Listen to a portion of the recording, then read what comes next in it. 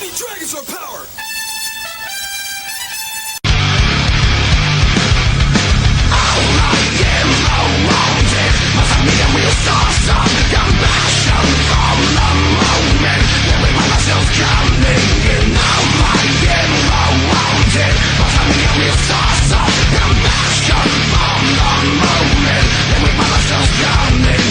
Well, this was bound to happen.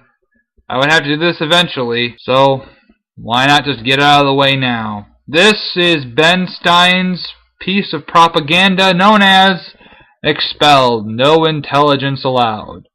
Or more specifically, No Intelligence Acquired. Freedom is what makes this country great. Freedom has allowed us to create, to explore, to overcome every challenge we have faced as a nation. But imagine if these freedoms were taken away. Where would we be? What would we lose? Well, unfortunately, I no longer need to imagine. It's happening. We are losing our freedom in one of the most important sectors of society, science. And the lies start not even 10 minutes in! What was Dr. Sternberg's crime? He dared to publish an article by Dr. Stephen Meyer, one of the leading lights of the intelligent design movement.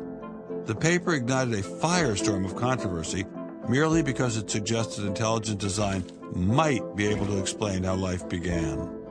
As a result, Dr. Sternberg lost his office, his political and religious beliefs were investigated, and he was pressured to resign. First off, Mr. Sternberg didn't follow proper peer review procedures by having an editor review the paper Mr. Meyer presented. Nor was he fired or asked to resign from the Smithsonian. This is a lie. The questioning of Darwinism was a bridge too far for many. The mentioning of intelligent design that occurs at the end of the paper was over the top.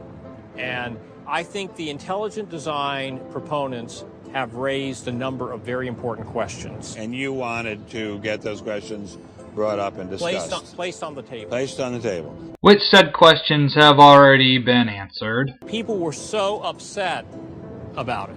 They were so upset that you could see they had a physical emotional reaction. Wow.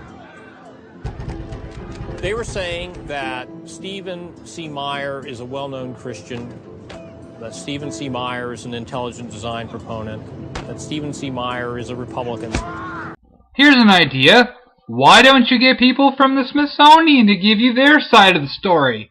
I mean, as we'll soon find out, you're so hell-bent on hearing both sides, so let's hear both sides of each story. It was all couched in terms of religion, politics, and sociology. The way the chair of the department put it is that I was viewed as an intellectual terrorist. Wrong, wrong, wrong, wrong.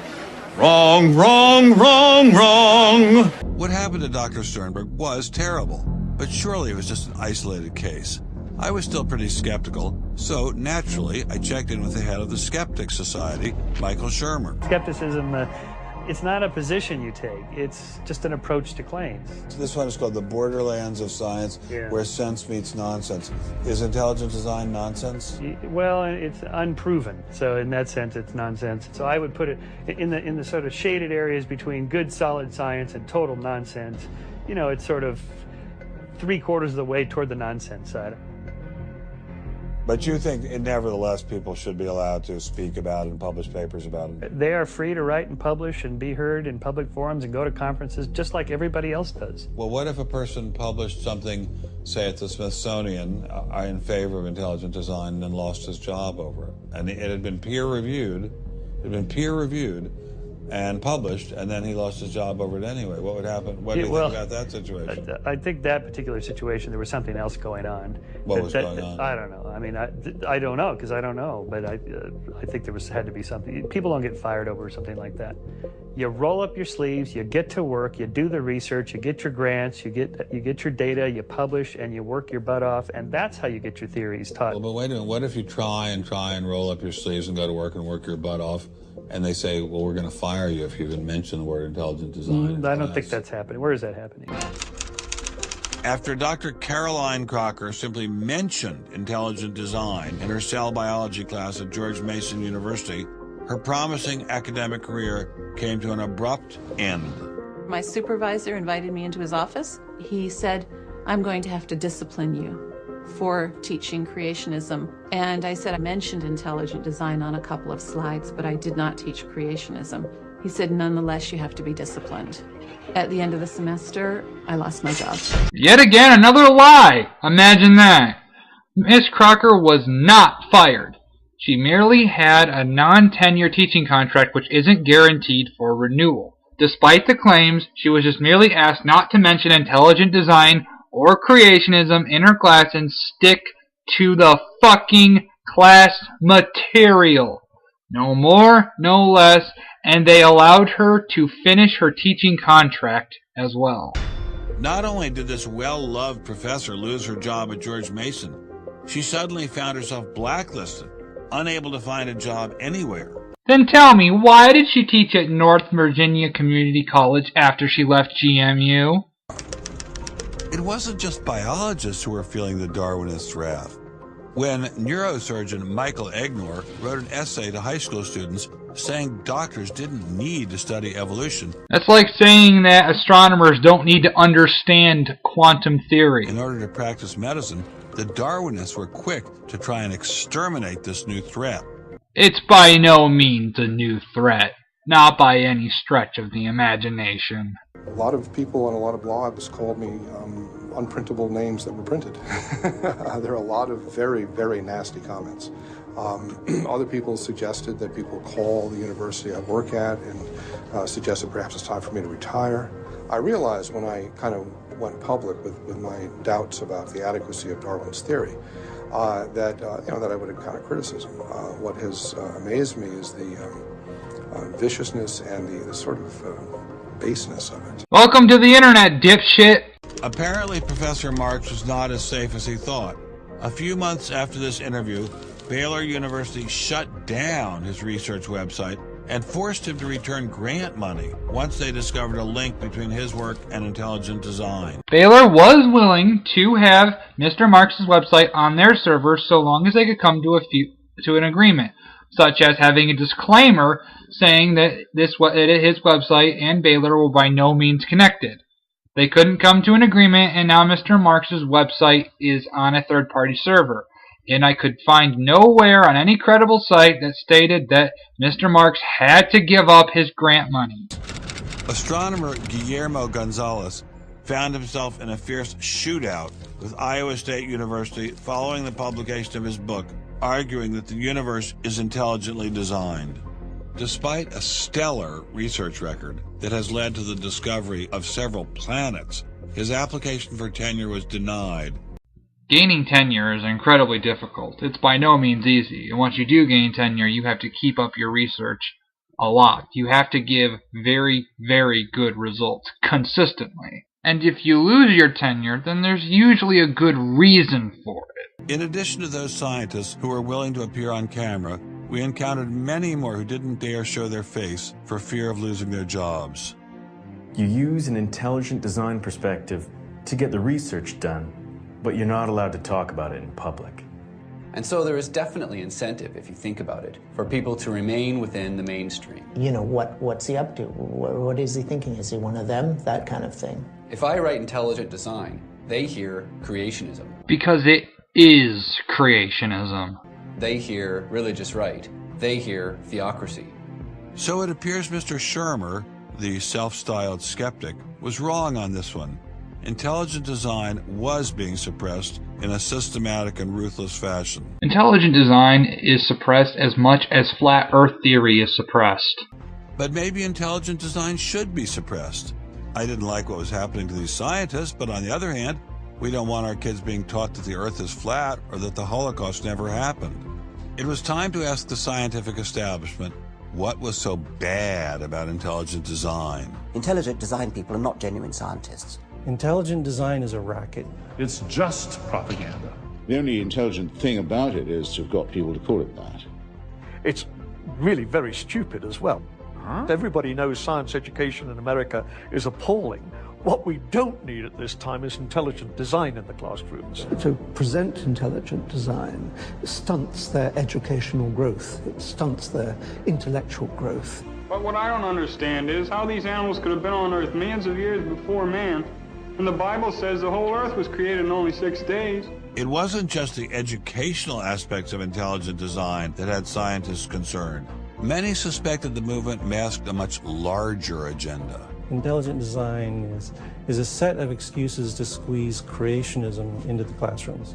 Get intelligent design in the schools today, and we can have school prayers tomorrow. Any other complaints? Can you imagine anything more boring? The boredom attached to ID is supreme. It is so boring that I can't even bother to think about it much anymore. It's just utterly boring.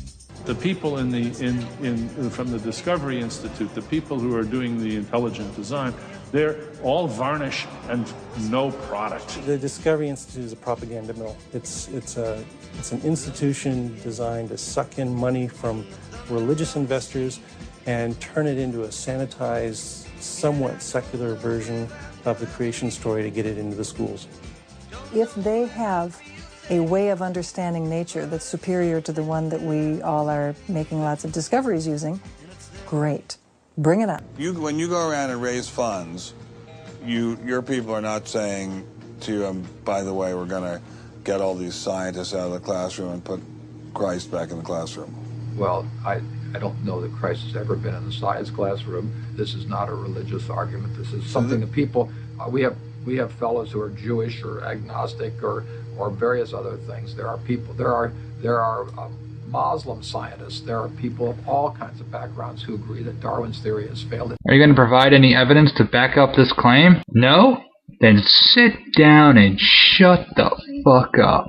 So why would you bring religion into it? You don't need religion. This is a red herring. Creation means that various forms of life began abruptly through the agency of an intelligent creator with their distinctive features already intact: fish with fins and scales, birds with feathers, beaks and wings, etc.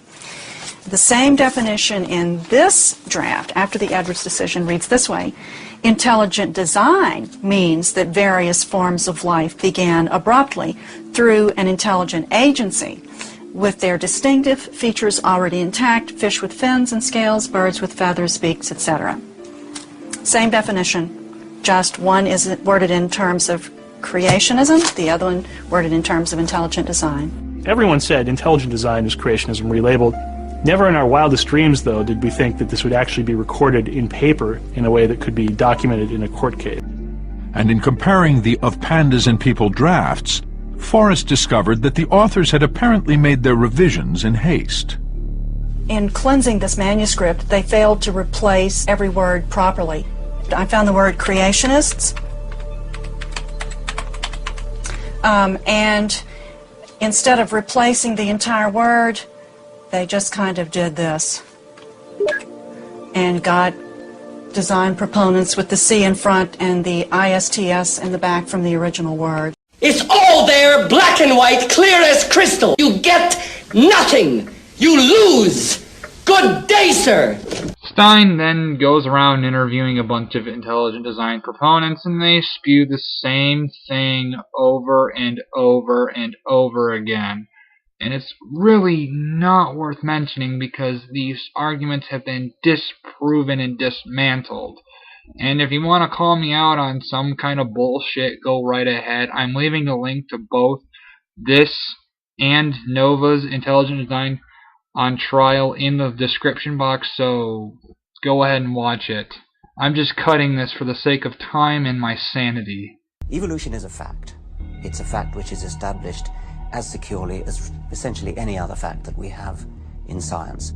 Richard Dawkins is so confident that evolution is a fact, and that therefore God doesn't exist, that he has devoted his entire life to spreading the evolution gospel. I'm an atheist with respect to the Judeo-Christian God because there is not a shred of evidence in favor of the Judeo-Christian God. It is completely right to say that since the evidence for evolution is so absolutely, totally overwhelming, Nobody who looks at it could possibly doubt that if they were sane and not stupid. So the only remaining possibility is that they're ignorant, and most people who don't believe in evolution are indeed ignorant. But the people I spoke with weren't ignorant. They were highly credentialed scientists. So there had to be something else going on here. So you think the whole theory of evolution is false, or just certain parts of it? Well, again, evolution is a slippery word. I would say minor changes within species happen. But Darwin didn't write a book called How Existing Species Change Over Time. He wrote a book called The Origin of Species. He purported to show how this same process leads to new species, in fact, every species. And the evidence for that grand claim is, in my opinion, almost totally lacking. When he means by totally lacking, he means we've seen it dozens upon dozens upon dozens upon dozens upon dozens upon dozens upon dozens upon dozens upon dozens upon dozens upon dozens upon dozens upon dozens of times. How does Darwin or Darwinism say life began? Well, he didn't know, and in fact, nobody knows. So Darwinism, strictly defined, starts after the origin of life and deals only with living things. Well, how can there be a theory about life without a theory about how life began? Evolution explains nothing about how life began, only about how it diversified. Look up the actual fucking definition!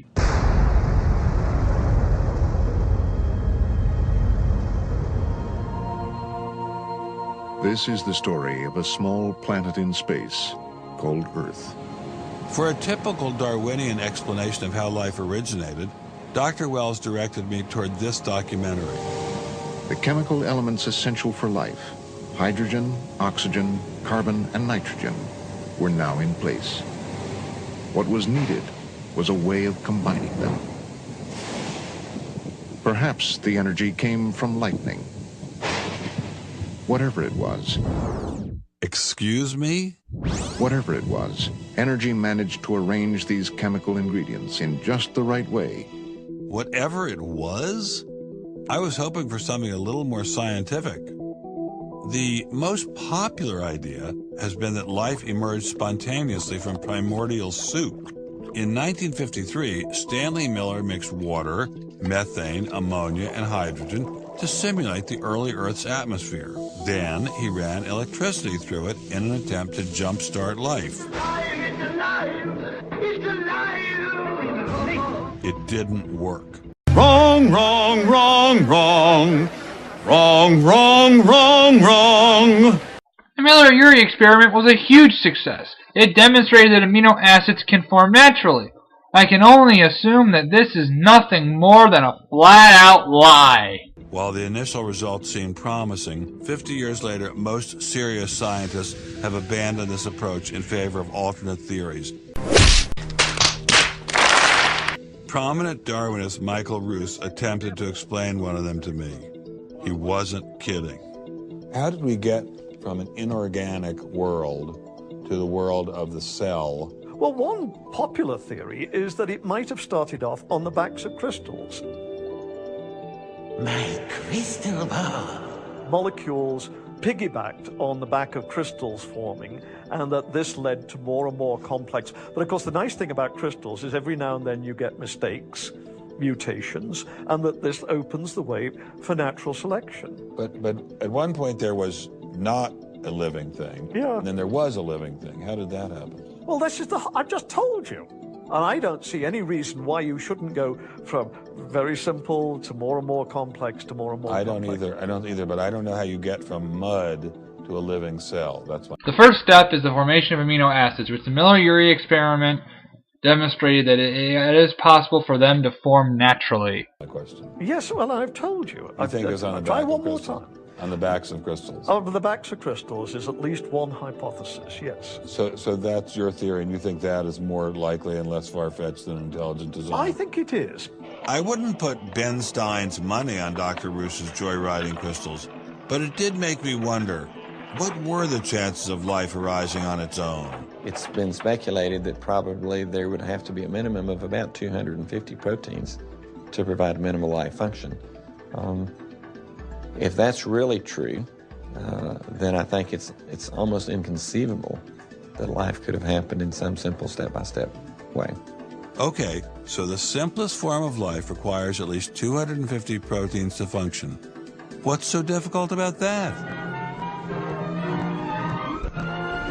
Welcome to the Casino of Life. Who wants to spin for a chance to win? Obvious ad hoc probability is fucking obvious. We're talking about something that's staggeringly improbable. Roughly 1 in a trillion. Give me one reason why these numbers should mean anything, considering what they're calculating has already fucking happened. No? Nothing? Then shut the fuck up! Luckily, some serious scientific minds have figured out a way to beat the odds. Directed panspermia. When faced with the overwhelming problem of the origin of life, Nobel Prize winner Francis Crick proposed this theory, that life was seeded on Earth, which basically means aliens did it. Still more probable than magic. I thought we were talking about science, not science fiction. We don't know what caused life to arise. Did it arise by a purely undirected process? Or did it arise by some kind of intelligent guidance or design? And the rules of science are being applied to actually foreclose one of the two possible answers to that very fundamental and basic and important question. So the rules of science say we will consider any possibility except one that is guided. Exactly. No, we will accept all explanations that haven't been dismantled, disproven, destroyed, and fucked harder than Kent Hovind during Lights Out. Well, Darwin assumed that the increase in information comes from natural selection. But natural selection reduces genetic information. Wrong, wrong, wrong, wrong. Wrong, wrong, wrong, wrong. You're wrong, you're wrong, you're wrong. In the wastewaters of a Japanese nylon factory, there's a strain of flavobacterium that's able to eat and digest nylon 6 byproducts. This was due to a frame shift during gene duplication, causing new information to be added. But using intelligent design didn't seem to stop the scientists I spoke with, so why all the controversy? Suppose we find, simply as a matter of fact, that our scientific inquiries point in one direction. Which is that there is an intelligent creator. Why should we eliminate that from discussion? Streng verboten? How come? Why? Because saying that a magical djinn poofed everything into existence from nothing explains precisely fuck all. Scientific ideas. How we get them to you, the people. Every idea must be inspected to ensure that it is safe. All theories must pass through a series of checkpoints. First, the Academy. Getting a controversial theory through the Academy can be dangerous. Few people know this better than Congressman Mark Souder. He uncovered a targeted campaign led by individuals within the Smithsonian and the National Center for Science Education to destroy Dr. Sternberg's credibility. Are you going to provide any evidence for this claim? No? Then sit the fuck down and shut the fuck up! Once you're thick in science, you can't question the paradigm. But if you want to get grants, if you want to be elected to high positions, if you want to get awards as a promoter of public education of science, you can't question the paradigm. Yeah! Oh, you were trying to say something smart there, weren't you? Weren't you? Oh my god, that's so cute. Go ahead, try it again. Try saying something smart again. Come on, you'll say something intelligent eventually. Nothing? Nothing at all? Okay, well, the next time you try to say something smart, let me know, because I gotta record it on my iPhone, okay? Will you let me know? Okay, you're so adorable. Trying to say something smart. Cute. Why is the scientific establishment so afraid of free speech? Thank you for your irrelevant opinion. Keeping a keen eye on the Academy, our various watchdog organizations. Listen to Eugenie Scott of the National Center for Science Education. The NCSE has been at the heart of virtually every evolution controversy over the past 25 years, vigorously defending the Darwinian gospel. Fuck you, Stein! Unfortunately, at NCSE in the last few years, because virtually every state in which Science education standards has come up for consideration, has had a big fight about the coverage of evolution in them. NCSE was started by a group of scientists and teachers who were very concerned because in the late 70s and early 80s there were a lot of attempts to pass equal time for creation science and evolution laws. And clearly this is something that neither scientists nor teachers liked. It wasn't exactly help the creationists are coming, but it's, kind of along those lines. Most scientists just throw up their hands and say, creationists, they drive me crazy, you handle it. We've worked a lot with science education organizations. The most important group we work with is members of the faith community, because the best kept secret in this controversy is that Catholics and mainstream Protestants are okay on evolution. Are you sure about that, Eugenie? Liberal Christians have been fighting with conservative Christians for so long that they'll side with anybody against the fundamentalists. And Eugenie Scott says, well, welcome over. There's a kind of science defense lobby, or an evolution defense lobby in particular. They are mostly atheists, but they are desperately wanting to be friendly to mainstream, sensible religious people. And the way you do that is to tell them that there's no incompatibility between science and religion. But is there really an incompatibility? Can't we believe in God and Darwin? Implicit in most evolutionary theory is that either there's no God or God can't have any role in it. Wrong, wrong, wrong, wrong, wrong, wrong, wrong. Tell them what they've lost, Johnny. Well, you've lost all respect from anyone who ever took you seriously. All hope that you would ever say anything intelligent. But that's not all. You also get a phone call from our Lord and Savior, Jesus Christ. I hate you. Well, better luck next time. Never play again. Good night. So naturally, as many evolutionists will say, it's the strongest engine for atheism. They called me as a witness, and a lawyer said, Dr. Dawkins, has your belief in evolution, has your study of evolution turned you towards atheism? I would have to say yes. And that's the worst possible thing I could say for winning that court case. So people like me are bad news for the science lobby, the evolution lobby. By the way, I'm being a hell of a lot more frank and honest in this interview than many people in this field would. Yes, because one person speaks for the whole of science. Working hard to keep ideas in check are our friends in the media. Morning, paper. Paper, mister?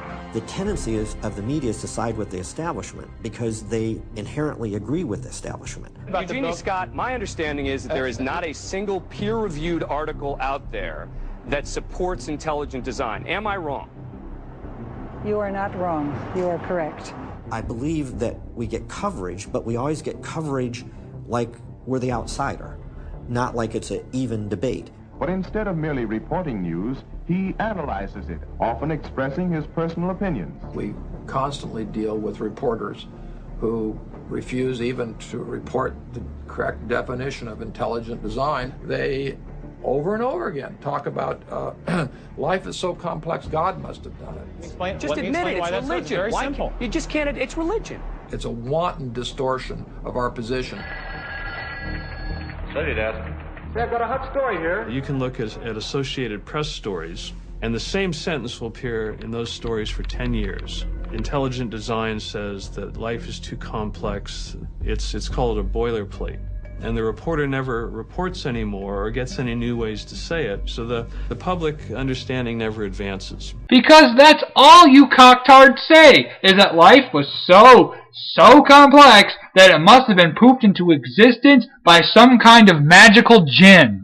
But what happens if a reporter decides to take a more balanced approach to intelligent design? There might be remarkable pressure on that reporter not to side against the evolutionists. I thought I told you to kill that story. Few reporters have learned this better than author and journalist Pamela Winnick. When she refused to take sides in an article she wrote about intelligent design, the Darwinists found a new favorite target. Number one, I wasn't Christian, I was Jewish. Number two, I wasn't religious. Number three, I was not taking a position in favor of creationism. I was writing about intelligent design. And It didn't matter. After I wrote that one piece, everything I wrote on the subject was scrutinized. There were hate letters coming into the newspaper. If you give any credence to it whatsoever, which means just writing about it, you are just finished as a journalist.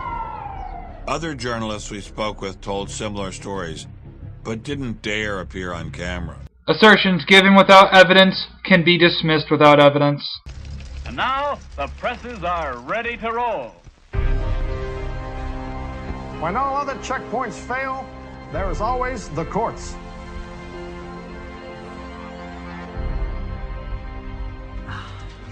We have spent an enormous amount of time trying to prove to the court what everybody already knows, that intelligent design is a particular religious belief. But I thought scientific questions were settled by the evidence, not by taking people to court and suing them. Who do you think was the one that started that? The evil scientific establishment, or the fuckwits who thought they could push their religiously motivated bullshit past the peer review process and into the classrooms? This conflict over the principles of evolution has become a religious war. Wrong, wrong, wrong, wrong. Wrong, wrong, wrong, wrong. The situation has reached a point where many of evolution's top apologists have fuck off, Stein. Just fuck off. To attacking religion in what they see as a bid to stamp out intelligent design at the source. Richard Dawkins is the best example of this. His recent book, The God Delusion, has sold over 1 million copies worldwide.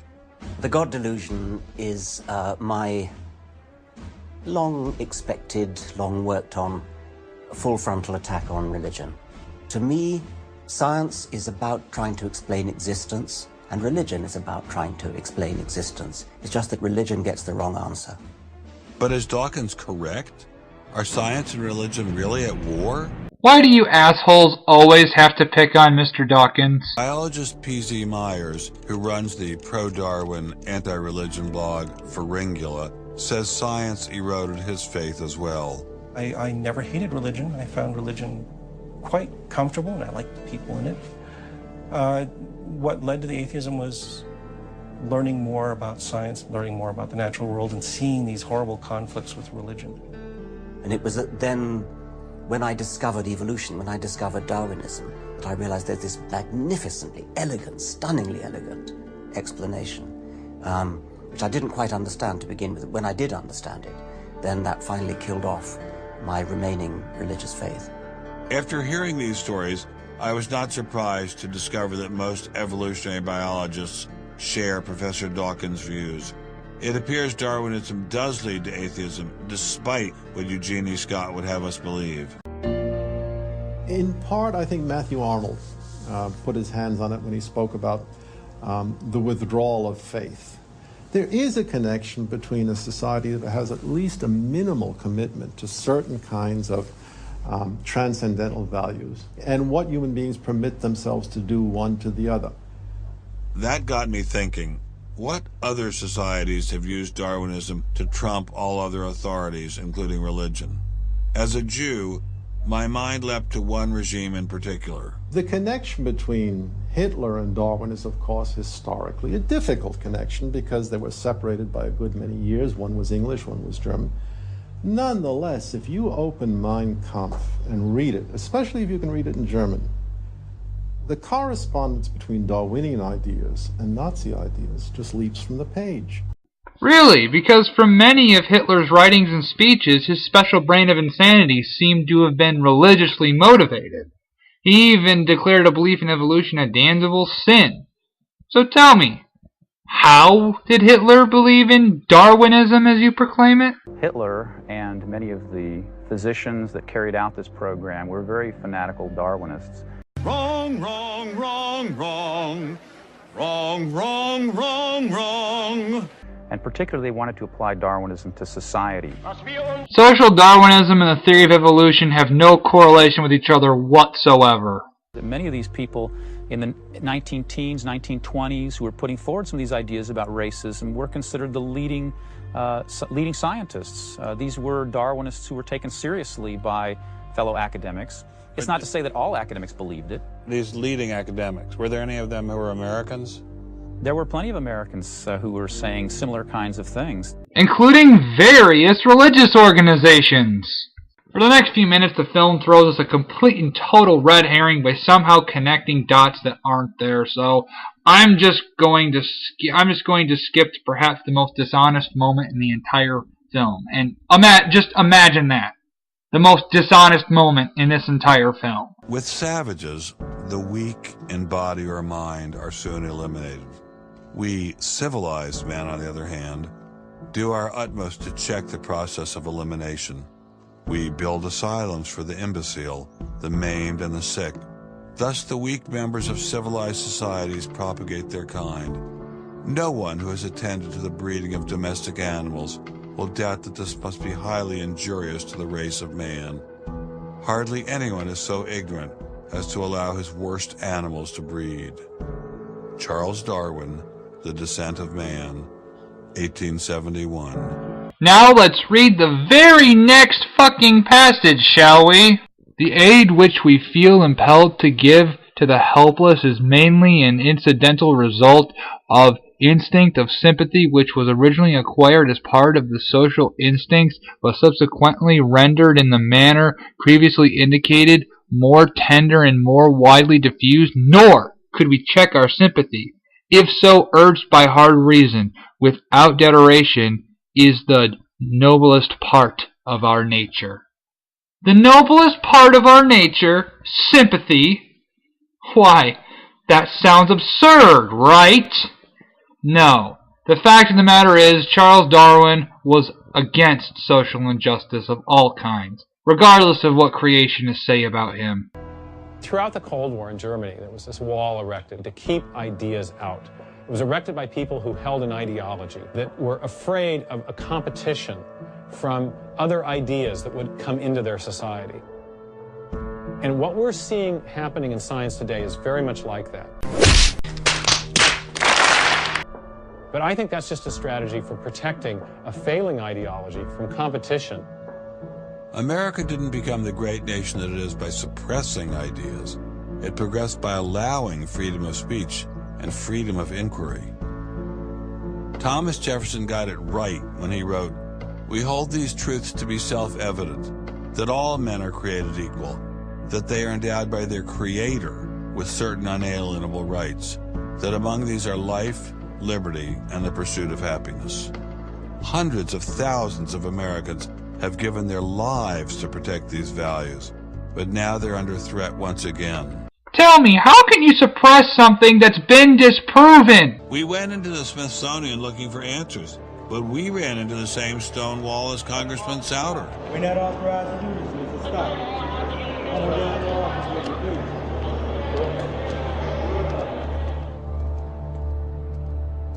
He said, nonetheless, you have to be disciplined, and I lost my job. We did get an interview with a spokesman from George Mason, but it was impossible to knock him off his script. Her contract was not renewed. It was simply not renewing her contract, which she's satisfied. Her contract was not renewed. It had nothing to do with the controversy of that topic of intelligent design. I have never been treated like this in my about 30 years in academia. We received a similar reception at Baylor University. They refused to admit that what had happened to Dr. Marks had anything to do with ID. Certainly the conversations I've had, this has not, the intelligent design situation has not been the thrust of the conversation. I mean, it's a procedural issue, and that's the way we dealt with it. Funny, that's not how Dean Kelly put things in his original email to Dr. Marks. Did you even bother to read the entire email, Stein? I don't think you did, because if you did, you can clearly see it right there that he's going to have Cheryl, whoever the fuck that is, arrange a time for them to meet upon his return. Gee, imagine that. Perhaps a meeting to set up some terms to where he can still have his website up, but maybe have a disclaimer so it and Baylor aren't connected in any way, shape, or form?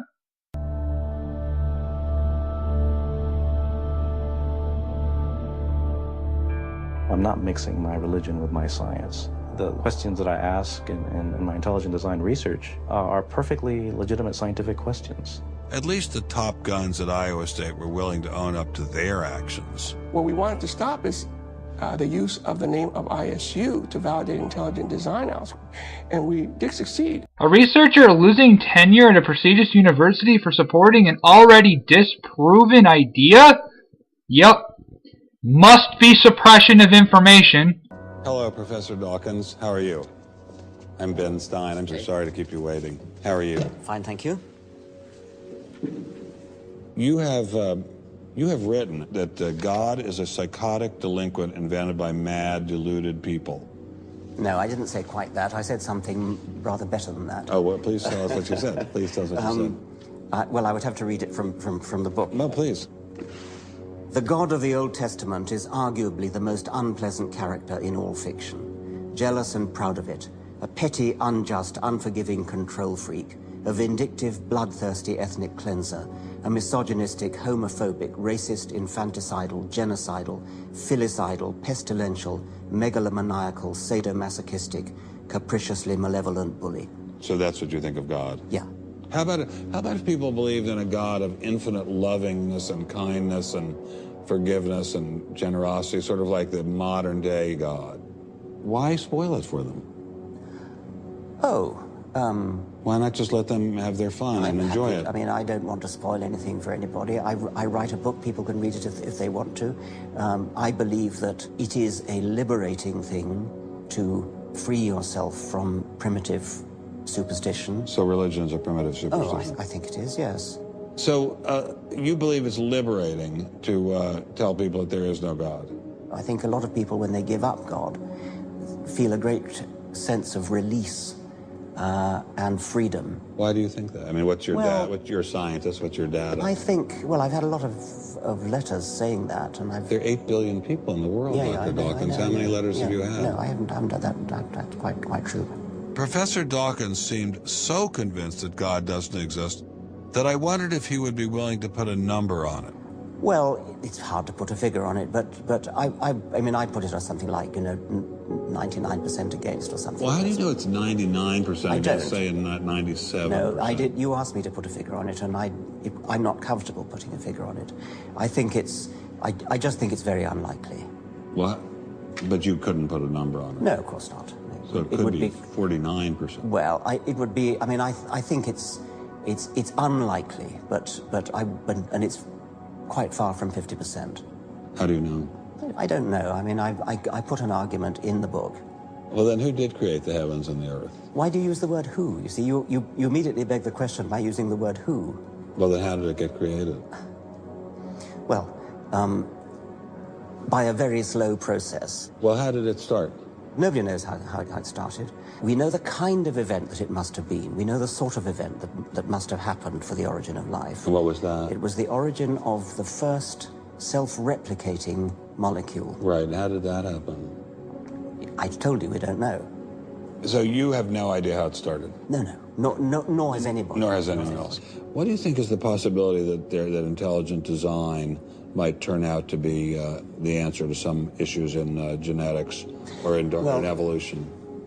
It could come about in the following way. It could be that at some earlier time, somewhere in the universe, a civilization evolved by probably some kind of Darwinian means to a very, very high level of technology and designed a form of life that they seeded onto, perhaps this planet.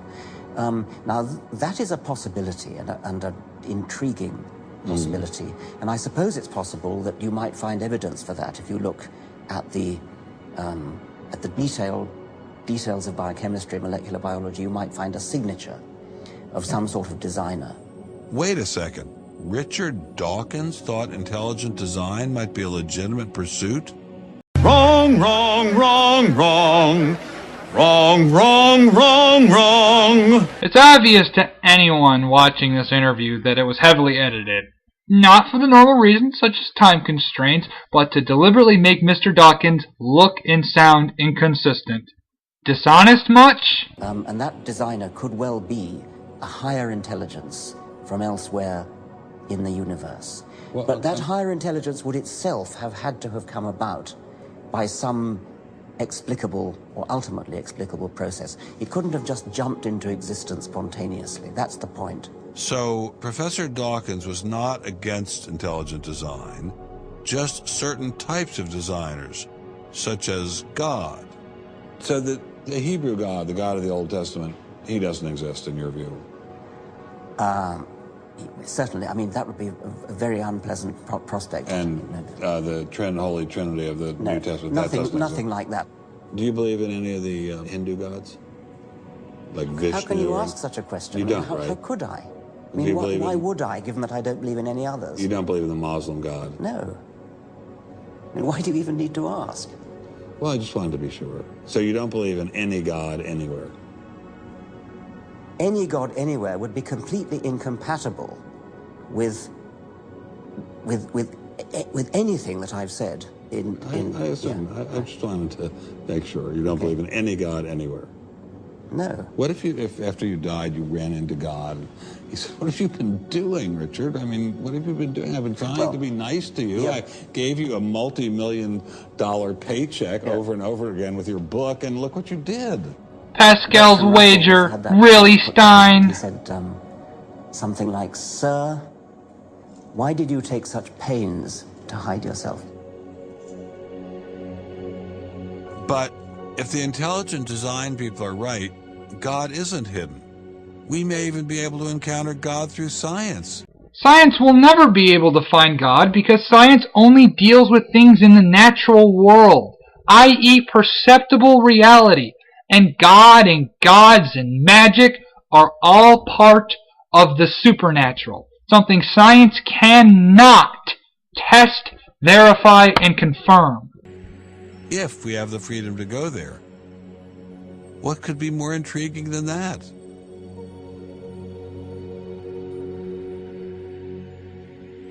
We take freedom for granted here in the United States. Freedom is what this country is all about. And a huge part of freedom is freedom of inquiry. But now, I'm sorry to say, freedom of inquiry in science is being suppressed. This entire documentary is nothing more than the creationist tactic of crying censorship instead of actually doing research to back up their claims.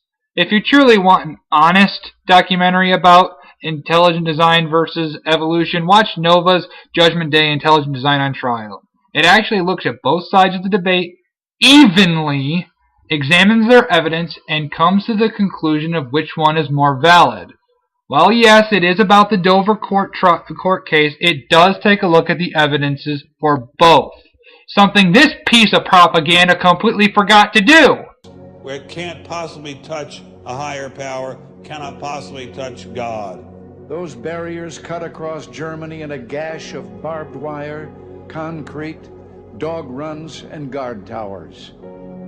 If you believe in God, and you believe that there is an intrinsic order in the universe, and you believe that it's the role of science to try to pursue and understand better that order, you will be ostracized. I'm frightened by this, but I'm not going to let it stop me from investigating and from speaking. The wall cannot withstand freedom. What I'm asking for is the freedom to follow the evidence wherever it leads. My hope is that there'll be enough independent thinking scientists who don't like to be told what to think. People on both sides of the argument being prepared to talk and listen. And above all, a willingness to keep these dialogues open. It might allow a lot of very good scientists to be scientists who aren't being allowed to be scientists right now. I don't care what they end up as being. I don't care if they end up being religious, a young earth creationist. If they have thought their way through the issues and get there, I'm all for them. And why do I think we're going to win in this struggle? Because truth crushed to earth will rise again. Sorry to burst your imaginary bubble, Stein, but you lost.